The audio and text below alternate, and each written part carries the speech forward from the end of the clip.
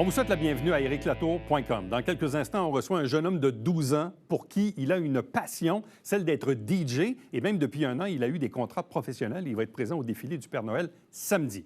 Mais tout d'abord, parlons de Montgolfière. Parlons d'un festival qui s'est tenu au Mexique, une nuit magique où les vents se sont élevés. C'est extrêmement dramatique. Et l'un des nôtres, un des ballots de Meister de Saint-Jean, était présent à ce festival-là la semaine passée.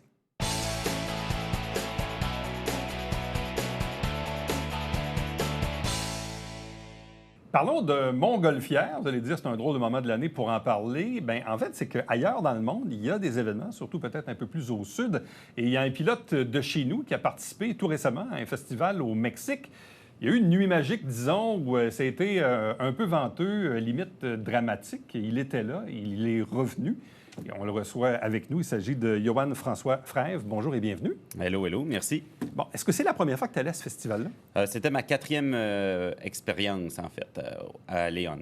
Bon, explique-nous un peu qu'est-ce que c'est comme festival, parce que nous, on connaît Saint-Jean, on connaît des petits festivals ailleurs au Québec, aux États-Unis, on connaît Albuquerque, évidemment, au Nouveau-Mexique, mais ce festival-là, moi, au Mexique, personnellement, je ne le connaissais pas. Qu'est-ce que c'est? En fait, c'est un festival de Montgolfière, un peu comme toutes les autres. La seule différence, c'est qu'on est 200 ballons qui sont présents. Cette année, on était 20 pays représentés.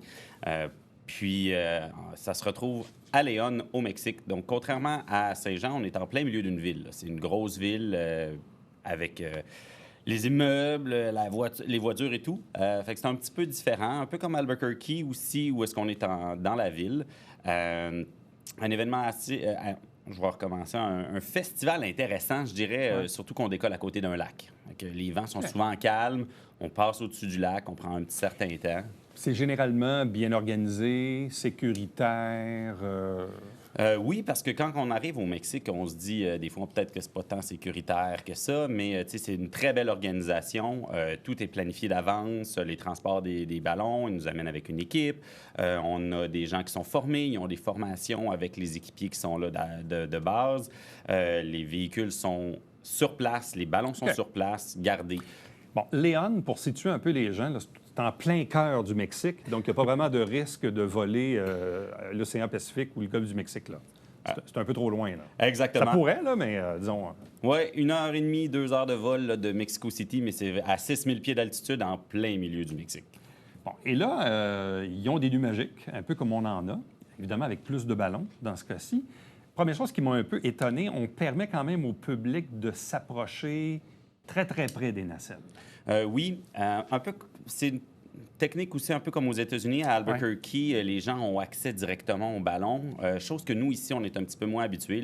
La réglementation de Transport Canada nous exige autre chose. Oui, on garde des cordons de sécurité, tout ça. Exact. Donc là, les gens, ils peuvent vraiment s'approcher proche, là. Au Mexique, il y avait quand même des cordons de sécurité. Donc, on avait une place dédiée pour les ballons. De notre côté, à nous, la place a été légèrement réduite parce que c'était Martin Garrix puis Tiesto, les deux plus gros DJ qui étaient présents. On attendait 60 000 personnes là, pour cette soirée-là. Donc, l'espace a été un peu réduit pour notre nuit magique. OK. Donc, 60 000 personnes sur le site. Oui. Là, il y avait combien de ballons qui participaient à cette nuit magique-là, précisément? Là? Je vais dire environ 60. Là. Okay. On fait 200 divisé par 3 nuits magiques, environ 60 ballons. Là, au moment où vous avez commencé à vous installer, est-ce qu'il y avait un peu de vent, pas mal de vent ou pas de vent du tout? Absolument aucun vent. Il n'y avait rien. Rien du tout. On a commencé à s'installer à 18h50. Préparation normale pour être préparé pour 19h, pardon. Ouais. Parce qu'il y a un DJ qui était sur place pour faire de l'animation, qui n'était pas dans ces gros DJ-là, mais qui faisait l'animation. Pour mettre l'ambiance de la nuit magique. Exact. Puis, en fait, nous, on a fait notre nuit magique normale jusqu'à 19h28. Là, il s'est passé quoi? Le vent s'est mis à monter d'un coup? Oui, exactement.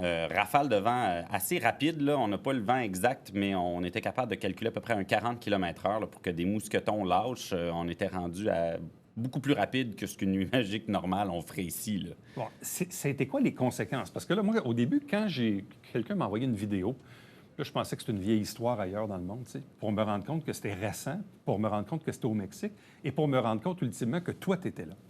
Et là, j'ai revu en boucle les images, mais je me suis dit, mais comment cela est-il possible? C'est une bonne question. En fait, même moi aussi, je me suis posé la question. Il y avait des annonces de pluie autour, donc c'est certain que quand la pluie arrive, vent peut changer. Puis aussi, on est juste devant une énorme surface ouverte, froide, avec le lac. Ouais. Probablement que ça a contribué à toute la chose, parce que je ne m'attendais pas du tout à ça. Bon, et là, quand on parle de conséquences, on a vu des ballons se faire complètement balloter de gauche à droite. Certains, donc, ont décroché. Il y a des nacelles même qui ont comme presque une amorce de décollage. Bref, qu'est-ce que tu as vu, toi, alentour de toi? Plus je regarde des vidéos, plus j'ai vu qu'il y a des choses qui se sont passées. Parce que dans ce moment-là, on est concentré sur nos trucs, mais j'ai vu... dans mon ballon, moi, on a réussi à bien se coucher, mais j'ai vu des ballons se retrouver en plein milieu de la foule avec la nacelle et tout. Au mieux, des ballons qui se sont juste couchés sur des gens, mais des ballons que leur largueur a lâché, puis se sont retrouvés avec la nacelle dans la foule. Il n'y a pas eu de blessés? C'est difficile à savoir officiellement. Les autorités publiques mentionnaient d'avoir eu des blessés, une douzaine environ. Mais il n'y a pas eu de mort? Aucune information associée à ça, là. Puis je crois pas comme tel, mais l'information a été plus difficile à obtenir. Tu penses qu'il y a des gens qui ont été plus blessés qu'on pense, ou même morts? Non, je crois pas morts. Non? OK. Ça me surprendrait quand même beaucoup. C'est difficile parce qu'il faisait très noir. Fait que les gens qui ont été déplacés, est-ce qu'ils ont été blessés plus qu'on pense, je dirais. Mais là, quand le vent a commencé à monter, est-ce que les pilotes se sont dit, bon, ça va durer quelques secondes, ça va revenir? Je ne sais pas, est-ce que tout de suite tu dis, il faut ramasser le ballon puis coucher ça au plus vite? Les gens ont réagi extrêmement rapidement. T'sais, on regarde une vidéo aussi qu'on voit de la scène. L'ensemble des ballons ont commencé à coucher puis ont tout de suite tiré sur la corde rouge pour vider l'air. Fait que je pense qu'au niveau pilote, l'action a été très rapide puis on s'est débrouillé au mieux une fois que ça s'est rendu là. Je pense que c'était ça. Sauf que dans certains cas, tu dis, il y a des mousquetons qui ont lâché et il y a des montgolfières, il y a des nacelles qui se sont carrément détachées, là. Oui, en fait, on a eu des véhicules qui ont percuté un véhicule qui, lui, a continué sa route malgré tout, là, parce que tout dépendant de l'angle du véhicule, un ballon, là, 90 000 pieds cubes d'air qui décide de se prendre dans le vent, c'est pas un petit véhicule qui est dans le bon angle qui va l'arrêter, là. On va passer au travers. Il y en a même un qui s'est terminé dans des arbres. C'est un poteau qui l'a ralenti. Est-ce que sur le coup même, est-ce qu'on s'est rendu compte de la gravité de ce qui était en train de se passer ou si vous l'avez réalisé dans les heures qui ont suivi? On n'a pas tout réalisé comme tel, en fait, parce que j'ai revu d'autres vidéos puis j'ai réalisé que c'était pas un ou deux ballons qui s'étaient retrouvés dans la foule, c'était peut-être plus 5. Fait que non, on n'a pas tous réalisé d'un seul coup. Puis ensuite, on nous a demandé de sortir vite. Qu'est-ce qu'on apprend d'un événement comme ça? Puis, tu sais, je reviens à ça parce que là, à la dernière édition, tu as agi comme co-Balloonmeister avec Sylvain Tremblay. Donc, quand on est appelé à nous-mêmes prendre une décision pour des collègues, pour le groupe, donc je présume que là-bas aussi, ils ont des Balloonmeisters qui ont pris une décision avec une météo qui, en apparence, puis en plus, on ne parle pas d'une envolée, on parle d'un attaché, là. Donc, le risque, quand même, est moins là. Mais qu'est-ce qu'on apprend d'un événement comme ça? En fait, mon idée principale, c'est la sécurité, de s'assurer que tout le monde est sécuritaire, d'avoir un bon briefing de sécurité. Je pense que ça, c'est la primordial. Puis, en fait, même l'organisation a vu qu'il y avait certaines lacunes, probablement, qui vont être remédiées pour l'année prochaine. Puis aussi la communication. La méthode de communication pour chacun des pilotes sur place, de s'assurer que tout le monde peut communiquer. Un de nos problèmes, c'est qu'avec 60 000 personnes, les communications téléphones étaient inexistantes. Donc, accéder aux gens, accéder à la météo, on n'avait pas accès. Donc ça va être un travail à faire. On apprend de ça en ce sens que nous aussi, on peut être voués au même problème. On est encore avec des walkie-talkies. Ça existe, mais la ligne est disponible pour nous, là. OK. Dis-moi, tu es quand même relativement jeune, mais ça fait quand même longtemps que tu es dans le monde de la montgolfière. Oui, je suis né dans un ballon, mais ma mère était pilote, la première femme à avoir touché des brûleurs au Québec, deuxième femme pilote au Québec. Oui. C'est quoi son nom? Renée Ouellette. OK. Ouais. Et mon père aussi est pilote, Andrew Frèvre, donc je suis né d'une famille de pilotes. J'ai ma licence depuis bientôt 16 ans. 16 ans? Oui. Et là, tu as quel âge aujourd'hui? 36. Tu as 36. Donc, à l'âge de 20 ans, Mm-hmm. tu as eu ta licence de pilote. Oui, exactement. Mais là, en même temps, de ce que je comprends, tu es un pilote aussi qui aime bien faire de la compétition. Tu voyages ailleurs dans le monde. Tu fais ça à temps plein, ou presque? En fait, c'est mon activité de loisir, là, mais oui, ça occupe beaucoup de mon temps, mais non, c'est pas mon emploi comme tel. Ah non, non, OK. Non. Presque ou non? Tu fais beaucoup d'heures dans le fond, c'est ça? Je fais beaucoup d'heures, mais je suis officiellement pharmacien. C'est mon travail principal de base. Puis quand j'ai du temps, soit à peu près tous les soirs de la semaine, on vole ici dans le coin, là. Mais là, en 16 ans, tu as combien d'heures à ton actif? Je devrais approcher 600 heures maintenant. J'ai pas été actif beaucoup dans mes débuts parce que j'allais à l'école et tout. Mais depuis les 2-3 dernières années, là, je fais en moyenne 80 heures par année. Bon, qu'est-ce que tu as comme ballon? Je suis rendu à 5 ballons maintenant. J'ai un ballon complètement rouge qui était celui avec lequel je suis parti au Mexique. J'ai un ballon multicolore que j'ai moi-même designé. J'ai Tori, une des formes spéciales de l'événement. Puis j'ai un autre ballon qu'on appelle Millefeuille, qui est le ballon avec les feuilles d'érable dessus, qui lui aussi s'est retrouvé au Mexique cette année. Comment t'es-tu retrouvé Balloonmeister cette année aux côtés de Sylvain Tremblay à Saint-Jean? Ça s'est retrouvé avec, si on recule depuis plusieurs années, je travaille avec le festival pour la section de la compétition, là, avec le voir aussi le comité Montgolfière pour le festival lui-même. Je suis investi dans les écoles ici. On fait de la formation au travers des écoles avec la Mini Montgolfière. Je suis aussi directeur de l'école de pilotage. Tout ça fait que je me suis un peu mis dans le bain avec le festival. Puis, Daniel Turcotte, qui était l'autre Balloonmeister, a quitté son poste, donc le poste était disponible. Puis, je crois que je t'ai rendu un candidat intéressant. Comment as-tu aimé l'expérience au mois d'août dernier? C'était une reprise, là, parce qu'avec la pandémie, il n'y avait pas eu vraiment de festival comme tel, en tout cas pas pareil à ça. Comment as-tu apprécié l'expérience d'être Balloonmeister? J'ai adoré l'expérience. À recommencer, certainement. C'est un challenge différent. C'est de voir les choses d'un autre côté. Hein. Tu sais, voler, je le fais depuis des années.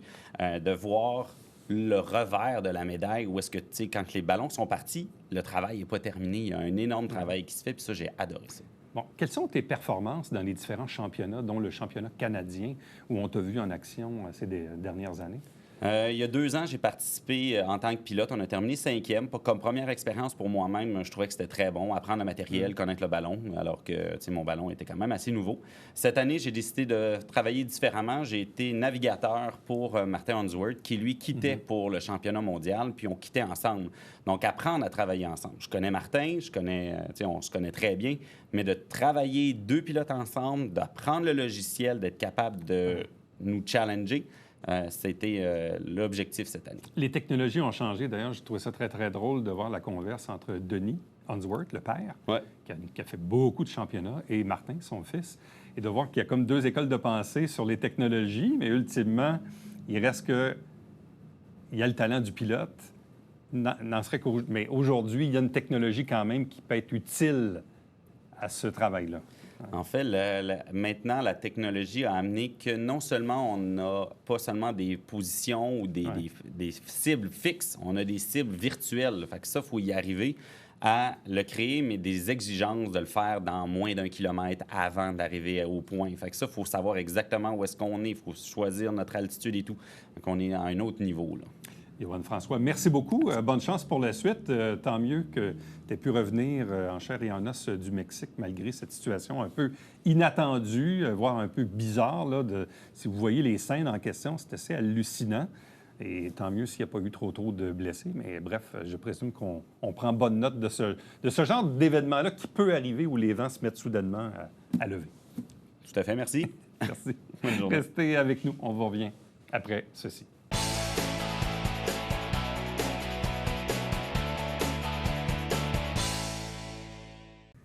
Salut, ici Alexandre Baudouin. Et François Trépanier. Frank, on invite les gens à écouter Sport Express à toutes les semaines. Tout à fait, le jeudi 19h et plusieurs fois en reprise, même la nuit, Alex. Puis même sur Internet, sur Oh, YouTube. bien, bien sûr. Manquez pas ça.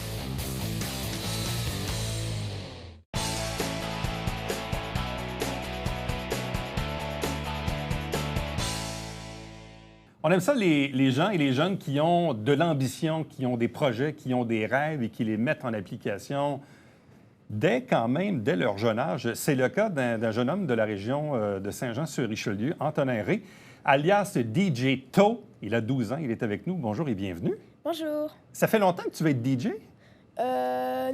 Oui, ça fait longtemps que je rêve d'être DJ professionnel. Ça fait 3 ans. 3 ans maintenant, je pense.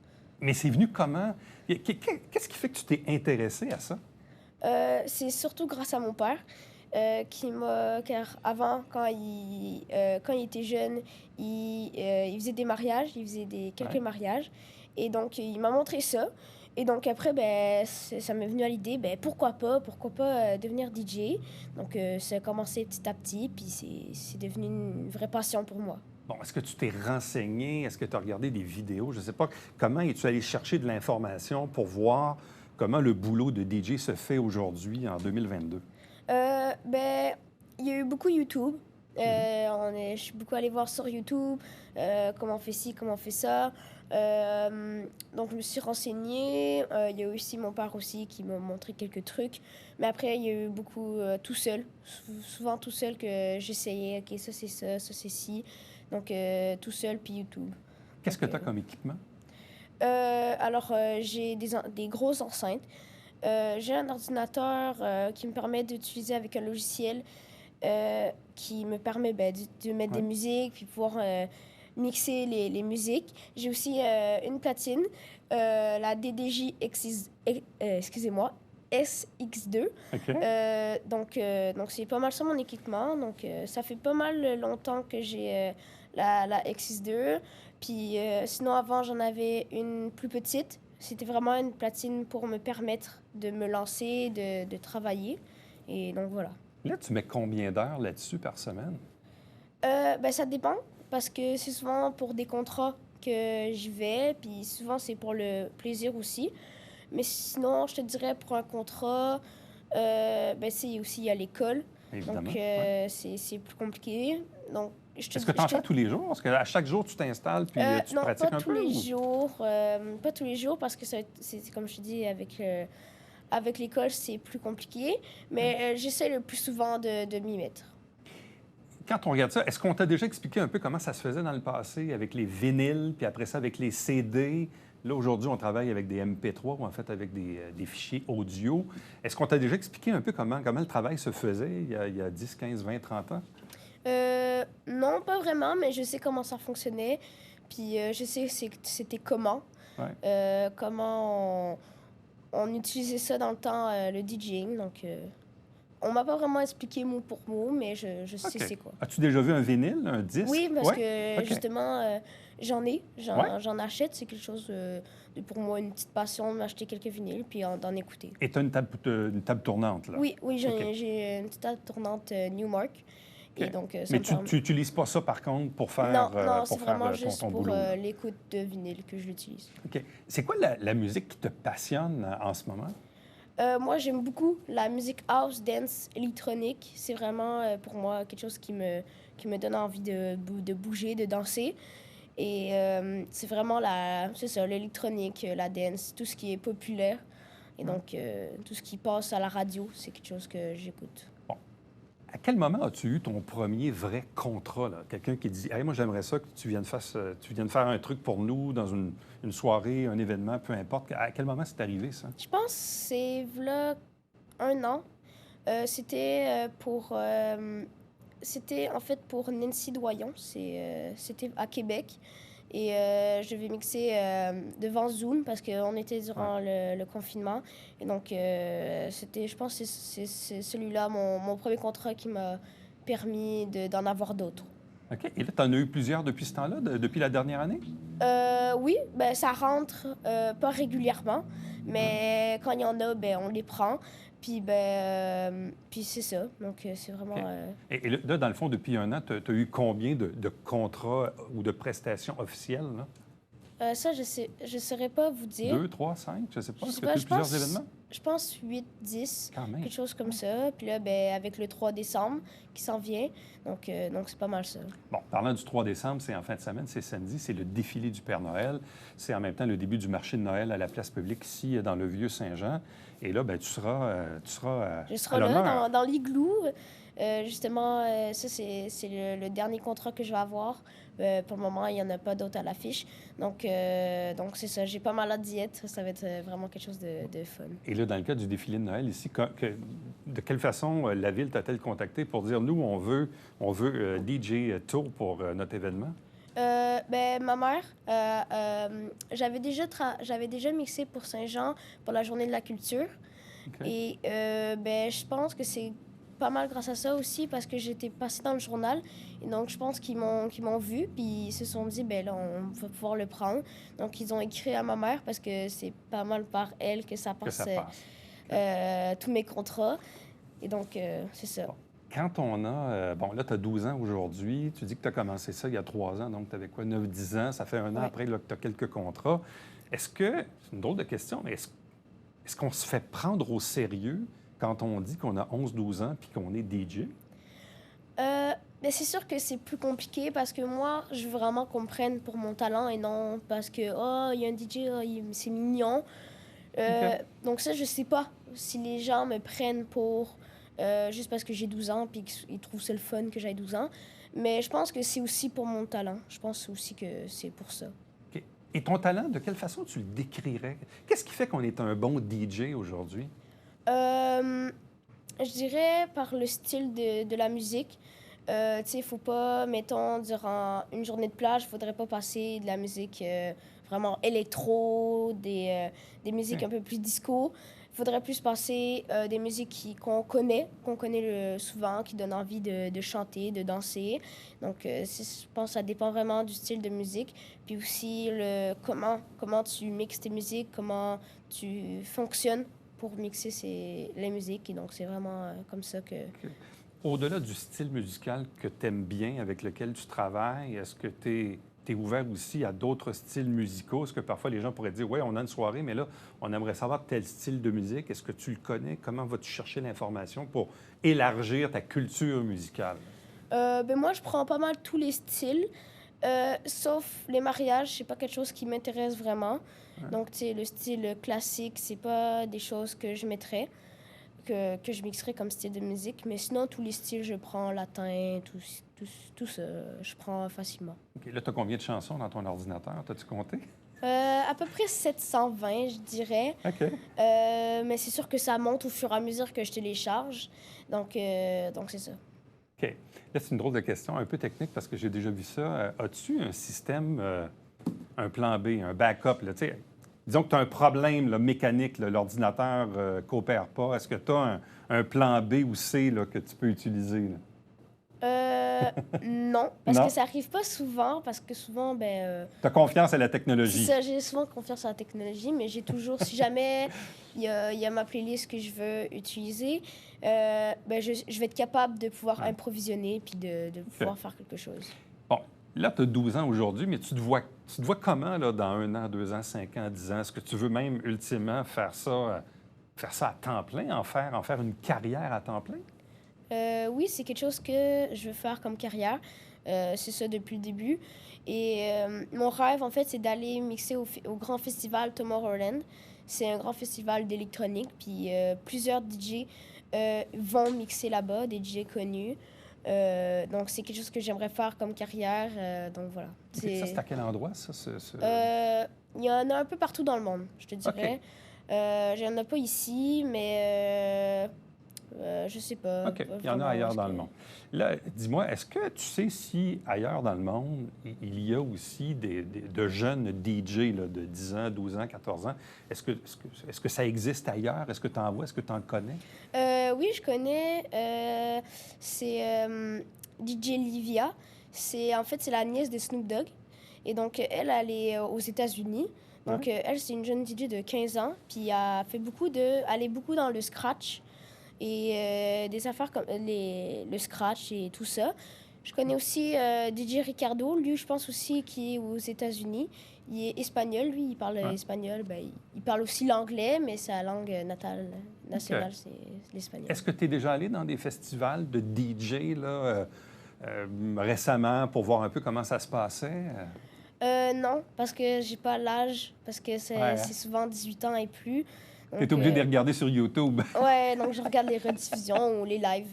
Donc, non, je peux pas aller encore. Quel est le regard que tes amis ont de toi à l'école là, quand ils te voient aller, quand ils voient tes publications sur les médias sociaux, ils voient les photos et tout ça? Bref, c'est quoi que tes amis ils te disent par rapport à ça? Au début, c'est sûr qu'ils comprenaient pas pourquoi ça, pourquoi le DJing. Mais après, au fur et à mesure que j'avançais et qui commençait à voir, on le voit là, on le voit là. Puis quand le journal est sorti, Ouais. là, il y a forcément des amis qui l'ont vu, puis qui ont fait « Ah, c'est dans ma hôte et tout, et tout. » Puis à un moment donné, au début, j'étais à l'école Saint-Lucien. Puis j'avais eu beaucoup d'intimidation par rapport à ça, parce qu'ils ne comprenaient pas pourquoi. OK. Et ensuite, j'ai changé d'école par rapport au quartier, car on avait déménagé.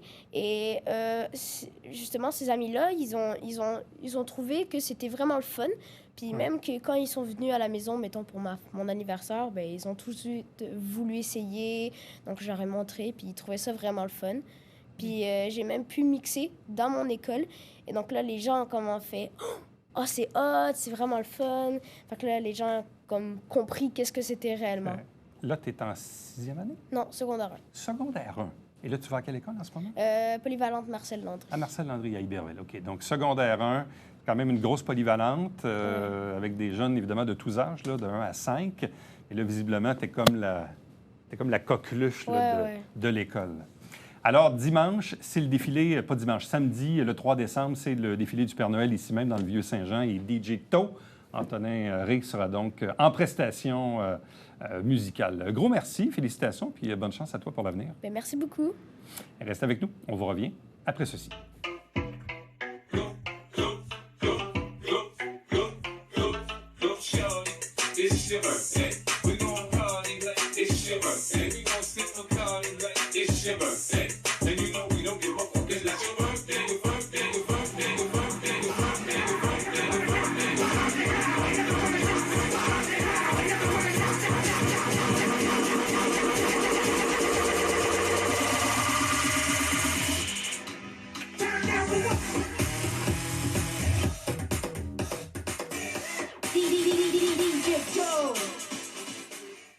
Le CIS de la Montérégisante vient de lancer 2 cliniques pour traiter des urgences mineures. Il y en a une à Saint-Hubert et l'autre est ici même, à Saint-Jean-sur-Richelieu. Vous devez faire le 811 et comprendre un peu le fonctionnement du GAP pour pouvoir fréquenter ces fameuses cliniques pour des urgences mineures. À demain. Bye bye.